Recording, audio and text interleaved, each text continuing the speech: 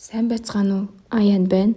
Өнөөдрийн бичлэгээр таадаг маш гоё амттай зөөлөн амталж шарсан мах болон оромгон гурилын журыг хуваалцах чинь бичлэгээ дуустал үзээрэй. Амар амттай болдог гоё хоол байгаа шүү.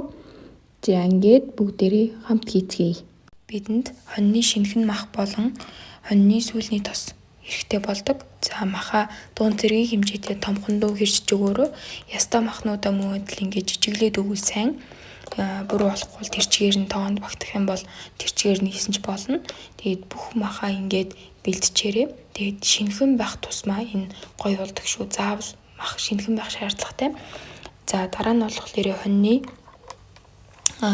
өөхөө яг нарийнхан хавтгай ийм бичлэгэн дарлаж байгаачлан хэрчж өгөөрөө сонгоно мөн адил хавтгайлаад хэрчнэ.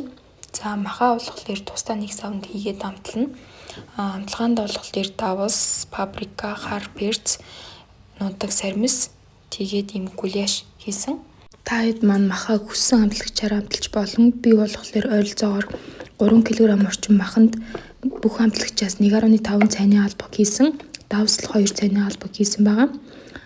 За одоо ингээд хэрчиж бэлдсэн сүүлний тосоо цайн чандрыг нааздаггүй тогоондоо яг ингээд жигд сүүрээр нь тарааж өгөрөө. Ямар ч зайгүй болгоод ингээд хийх ёстой.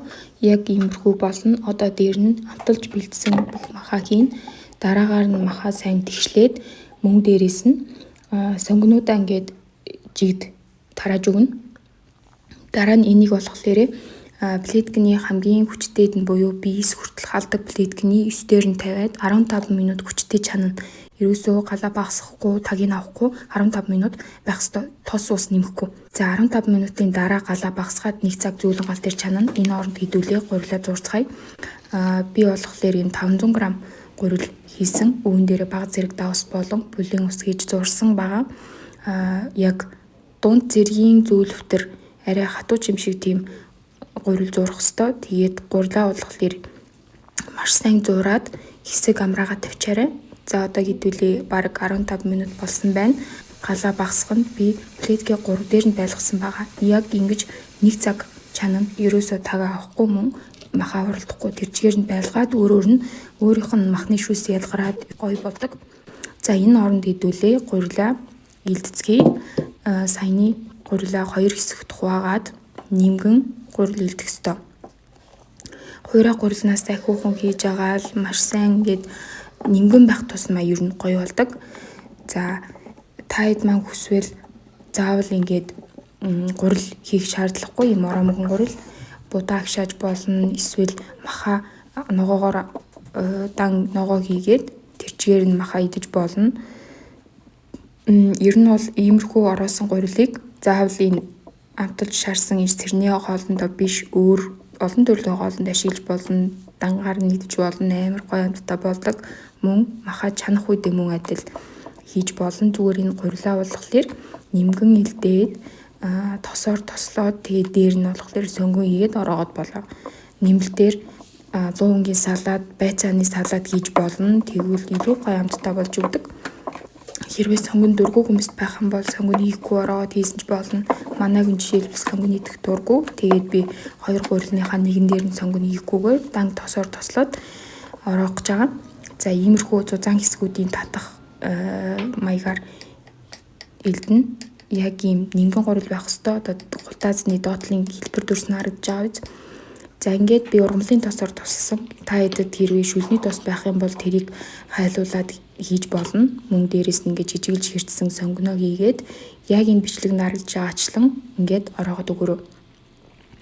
За ингээд бүтэн ороосныхаа дараа хоёр талаар нь эсрэг одоо жоохон мөшгөө үүсгэх байдлаар эргүүлж өгнө. Дараа нь өвнийгээ болохоор 25 минут жигнээд гурил маань бэлэн болно. Та хэдэд маань ойлгоогүй тийм эргэлзсэн зүйл гарах юм бол заавал комент хэсэгт бичээд асуугаарай. Аян дуртаяа сайн хариулж өгөх болно. Мөн суугт маань нэг дээрээ манайхан амар олон гой журууд оруулах болно. Цагийн дараа гэхэд мах маань ийм гоё шүүс нь гараад зөөлрөөд айгүй гоё болсон байгаа биз. Одоо дээр нь байгаа махнуудаа жоохон доош нь оруулаад утгаад төмс болон луугангаа хийгээд тэрийг мөн 15-аас 20 минут орчим чанан ингэхдээ би галаа нэгээр нэмж 4-дээр байлгасан. Тэгээд ногоонуудаа муудал жоохон доош нь хийгээд шүл рүү оруулаад өгөөрөө тэгснээр шүлний хамт ногоондоо шингээд илүү гоё болдог.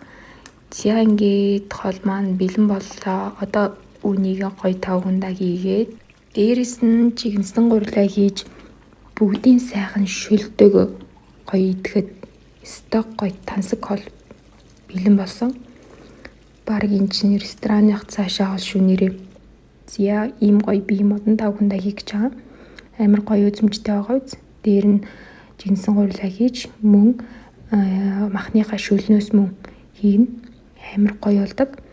За бичлэгийг дуусталan үзсэн та хэдд нь маш их баярлалаа. Хэрвээ журман таалагдсан бол лайк дарж subscribe хийж сүхт маань нэгдээрээ дараагийн илүү гоё журуудаар уулзцгаая. Баяртай маань ахын бас баярлалаа.